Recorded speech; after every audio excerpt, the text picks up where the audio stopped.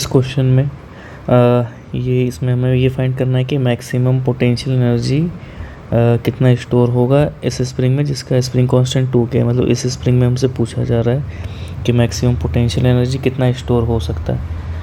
तो जब भी इस तरह की क्वेश्चन आता है, मैक्सिमम पोटेंशियल एनर्जी इसमें तब स्टोर होगा जब इसमें मैक्सिमम एक्सटेंशन होगा। अब मैक्सिमम एक्सटेंशन इसमें हमें फाइंड करना है, तो उसके इसमें हमको पता है कि जब भी ऐसा क्वेश्चन से हम डील करते हैं तो हमें वर्क एनर्जी थ्योरम लगाना पड़ता है। अब वर्क एनर्जी थ्योरम मतलब जब यहाँ पे इस पोजीशन में ये ब्लॉक है, इसका स्पीड 0 है, जब फाइनली जब मैक्सिमम एक्सटेंशन हो जाएगा तब भी इसका स्पीड हो जाएगा 0। मतलब ये आगे बढ़ के इधर आ जाएगा और फिर से इसका स्पीड हो जाएगा 0। तो हम ये बोल सकते हैं कि इसका काइनेटिक एनर्जी में कोई भी चेंज नहीं हुआ है। तो टोटल वर्क डन भी 0 होना चाहिए। टोटल वर्क डन भी 0 होना चाहिए क्योंकि work done is equals to change in kinetic energy according to work energy theorem. तो ठीक है, इसको अब ब्रेक करके सॉल्व करते हैं पार्ट वाइज। मान लेते हैं कि इधर टेंशन T है, तो इस यहाँ पे इस स्ट्रिंग में हर जगह पे टेंशन T हो जाएगा। यहाँ पे अगर T है, यहाँ पर भी T है, तो इस स्ट्रिंग में टेंशन 2T हो गया। वैसे इस स्ट्रिंग में भी 2T हो गया। अब हम ये फाइंड कर लेते हैं कि तीनों में एक्सटेंशन किस रेशियो में। मान लेते हैं कि इसमें इस स्प्रिंग में एक्सटेंशन जो है वो हो गया x1, इस स्प्रिंग के लिए एक्सटेंशन हो गया हमारा x2 और इसके लिए एक्सटेंशन हो गया x3। तो हम ये बोल सकते हैं कि x1 अगर एक्सटेंशन इसमें है और इसमें टेंशन 2T है, तो हम ऐसा लिख सकते हैं कि टेंशन तो स्प्रिंग में 2T होगा पहले वाले स्प्रिंग में, और इसका स्प्रिंग कांस्टेंट 2K है, तो force is equals to spring constant into extension. तो x1 का वैल्यू आ गया T/K। उसी तरीके से हम x2 और x3 का भी वैल्यू निकाल लेते हैं। तो x2 के लिए इस स्प्रिंग के लिए हम ये बोल सकते हैं T is equals to K into x2। तो x2 का वैल्यू जो है वो आ गया T/K। वैसे ही x3 का जो वैल्यू है ये हमारे पास ये हमको मिल जाएगा 2T/K। तो इसका मतलब है x1 x2 x3 किस रेशियो में हमारे पास आ गया। इसका रेशियो हो गया हमारे पास 1:1:2।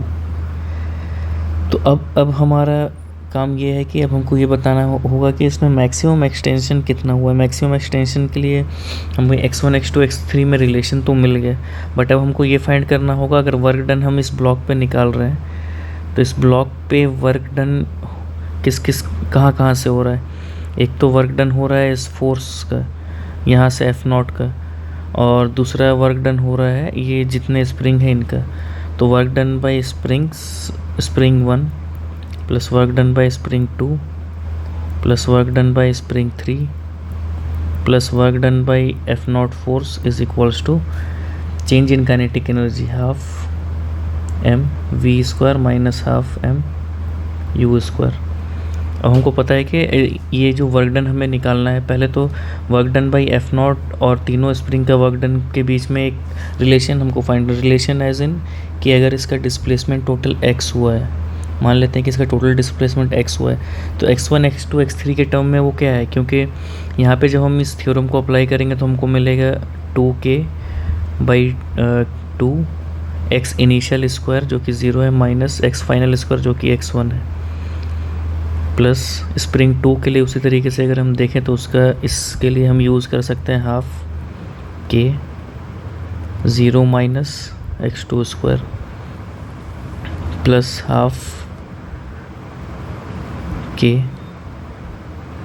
0 माइनस x3² प्लस अब F0 फोर्स का वर्क डन कितना हो जाएगा, F0 into x is equals to 0 minus 0।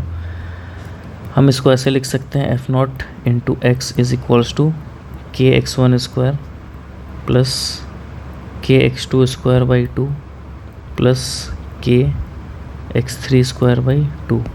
अब हमको पता है कि x1 x2 x3 में क्या क्या रिलेशन है। जैसे x2 को अगर हम x1 के टर्म्स में लिखना चाहे तो सेम ही आ जाएगी क्वांटिटी, तो इधर हमें मिल जाएगा F0 into x is equals to kx1² plus kx1² 2 plus x3 का जो वैल्यू है। अब x3 का वैल्यू अगर हम लिखना चाहते हैं यहाँ पर, तो हमें पता है कि x3 जो था x3 जो था वो 2 टाइम, मतलब x3 जो है ये हमारा 2 टाइम्स है x1 और x2 के। तो यहाँ पे x3 को हम लिख सकते हैं, x3 को हम यहाँ पे क्या लिख सकते हैं, x1 divide by x3 is equals to 1/2 ऐसा लिख सकते हैं। तो x3 का जो वैल्यू है 2x1 हो गया, तो यहाँ पे हो गया k into 2x1 square divided by 2। हमें मिल गया f not x is equals to, यहाँ पे हमें मिल जाएगा 1 plus 1/2 plus 2 k into x1 square. तो इस प्रोसेस से हमें क्या मिल गया, f not into x is equals to 7/2 k x1 square.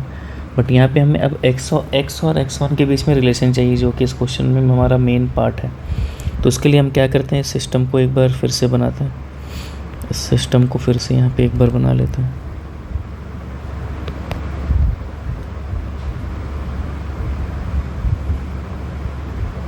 अब एक्सटेंशन के साथ इस सिस्टम को बनाते हैं। तो मान लेते हैं कि यहाँ से इसका एक्सटेंशन पहले ये इस तरीके से ऐसा था,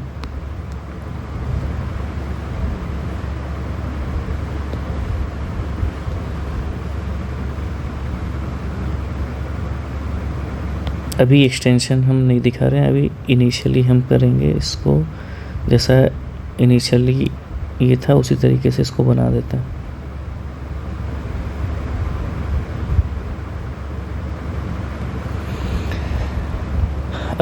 अब ये 2k का स्प्रिंग है, ये k स्प्रिंग कांस्टेंट, इसका भी k है। अब इसमें गौर करने वाली बात ये कि अगर ये x1 बढ़ गया, अगर ये वाला पुली x1 आगे आ गया, क्योंकि इसमें एक्सटेंशन हमने x1 लिया है, तो यहाँ से दो तरफ से स्ट्रिंग जो है वो हमें मिल जाएगी x1 और x1 लेंथ की। और ये स्ट्रिंग कहाँ यूज़ हो सकता है, ये तो ये स्ट्रिंग इस तरफ से ये आगे बढ़ जाएगा, मतलब हमारे पास कितना स्ट्रिंग हमको मिल गया, 2 इंटू x1, इतना स्ट्रिंग हमको मिला। तो इसमें हम ये बोल रहे थे कि इसमें हमारे बीच में ये डिस्कशन हुआ था कि यहाँ पे ये x1 आगे बढ़ रहा है, तो हमारे पास 2x1 स्ट्रिंग जो है ये हमको मिला।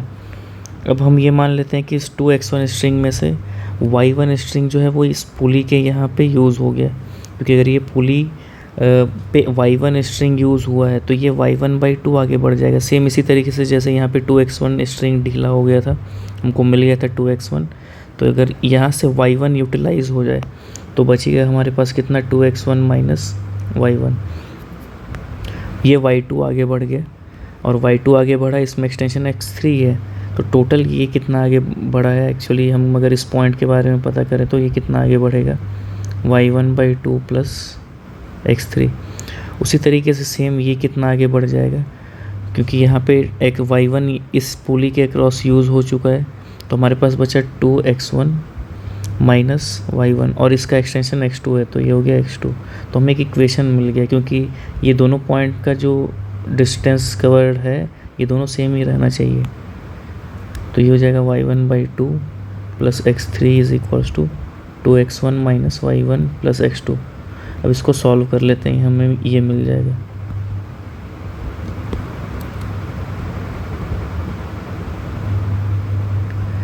y1 को हम x1 के रिस्पेक्ट में लिख लेते हैं। तो हमें पता है कि x2 का जो वैल्यू है वो x1 के बराबर है, पर x3 जो है ये 2x1 के बराबर है, तो ये कट गया, हमें मिल गया 3y1/2 is equals to x1। और या तो हम ये, हाँ ये हो गया हमारे पास x1 का जो वैल्यू है ये आ गया 2, x1 का वैल्यू हमें मिल गया, y1 का जो वैल्यू है ये कितना आ जाएगा, y1 is equals to 2x1/3। अब हमें अगर ये पता चल गया कि y1 का वैल्यू 2x1/3 है, तो हम ये पता कर सकते हैं कि ये ब्लॉक कितना आगे बढ़ा है, किसी भी दोनों इक्वेशन, किसी भी एक्सप्रेशन को यूज़ करके। तो इसको यूज़ कर लेते हैं, ये हमको मिल जाएगा y1/2, that means x1/3 plus x3 का जो वैल्यू है ये 2x1 है, तो हमको ये मिल जाएगा 7x1/3। इसका मतलब है कि अगर हमारा ये वाला स्प्रिंग जो है, हमारा ये वाला स्प्रिंग अगर ये स्प्रिंग अगर x1 एक्सटेंड हुआ है तो ये ब्लॉक कितना आगे बढ़ गया है, 7x1/3। अब हम ये इक्वेशन यूज़ कर लेते हैं। हमको पता है F0 into x is equals to F0 into x is equals to 7kx1 square divided by 2। ठीक है, ये इक्वेशन था हमारा। तो x का जो वैल्यू है ये कितना हो जाएगा हमारे पास, x का वैल्यू मतलब ये ब्लॉक कितना आगे बढ़ा, इसका वैल्यू होगा 7x1/3,